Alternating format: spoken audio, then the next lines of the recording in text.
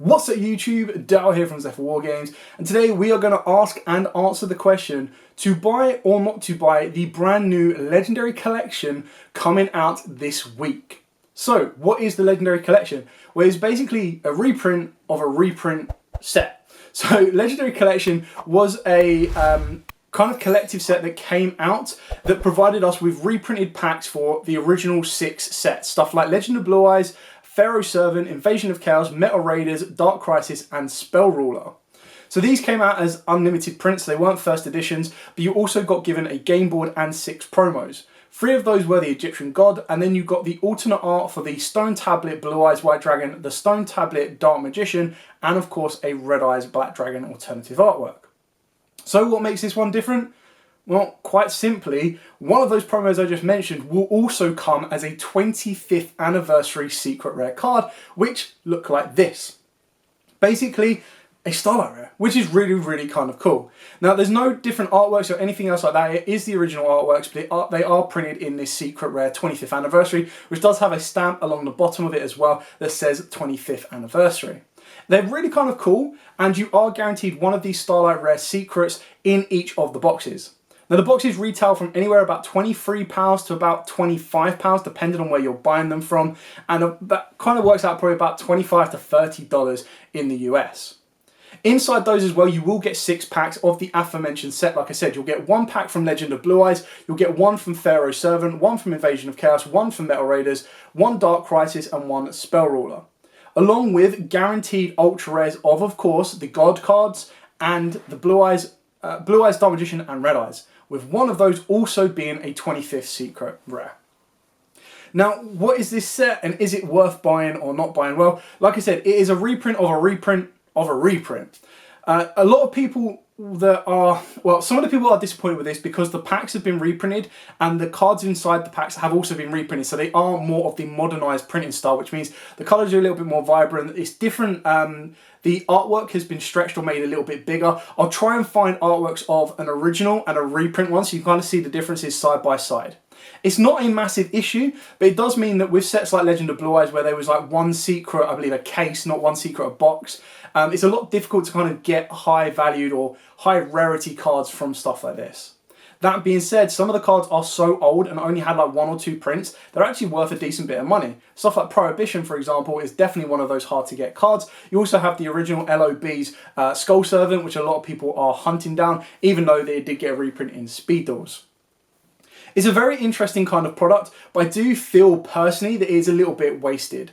Now what I mean by that is I thought that these reprinted sets of course the original Legend of Blue Eyes and the ones you originally grew up with if you started Yu-Gi-Oh from the very beginning would have been really kind of cool if each of those had like a secret rare or a 25th anniversary secret rare within the packs or something a little bit more like that.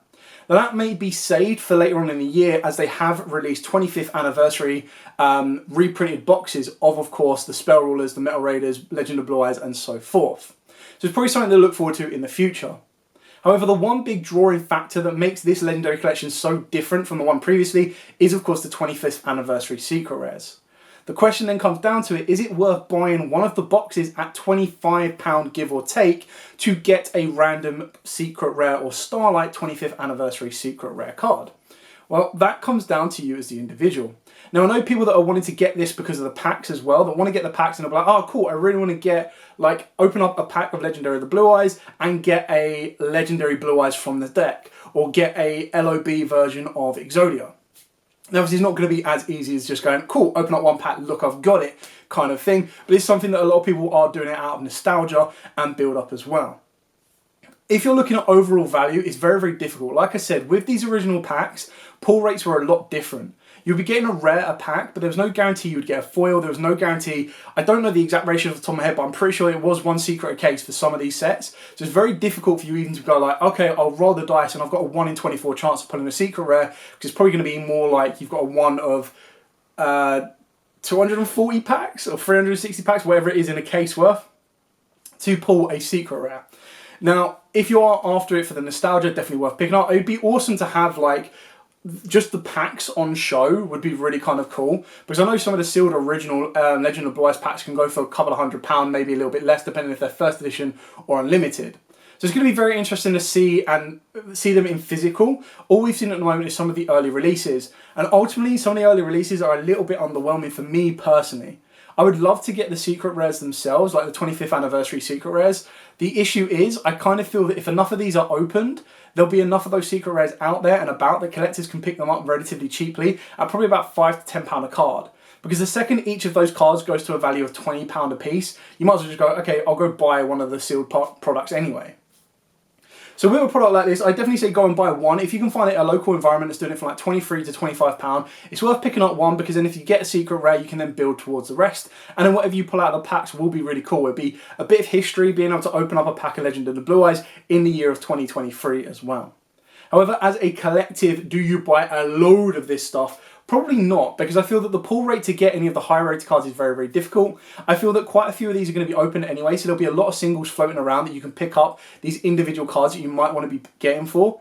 And keep in mind as well, we're only like 2 weeks away from the SIAC pre-release, and that's where the meta could possibly shift again when you look at stuff like Super Heavy Samurais, more branded support, you name it. So there's a lot of different stuff coming out, and I feel that something like this could have been put in a different, like, could have been either delayed a little bit longer or brought out at the start of this month so people can go, okay, cool, a bit of nostalgia, let's pick up, let's see where it goes. Like I said, I feel that the draw for a set like this is definitely the secret rare 25th anniversaries special editions. I don't feel that the right artworks were pretty much chosen, but if you're looking for quantity over quality, you definitely get a lot in this. For £22 to £25, you're getting 6 booster packs, plus you're getting a guaranteed of 6 promos, and then an additional 25th anniversary secret rare. So you definitely get a load. And if you're either a younger player that just wants Dark Magician cards, definitely wants a set of the God cards or anything like that, it's really kind of cool to pick up.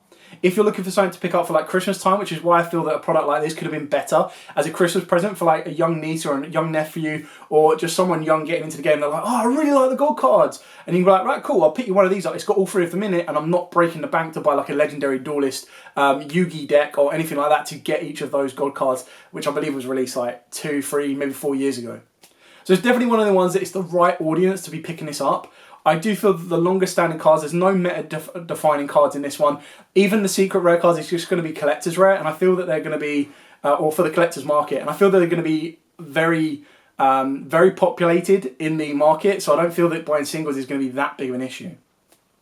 So ultimately, bringing it back to the question to buy or not to buy. Well, I would honestly say, for me, for nostalgia-wise, I would buy one sealed box from my locals. Not only am I supporting my locals, but I'm also being able to buy one of the sealed boxes, and then I can either display the packs and not bother opening them because I don't know how good my pulls may or may not be, or I can crack them open and see what legacy cards I do get.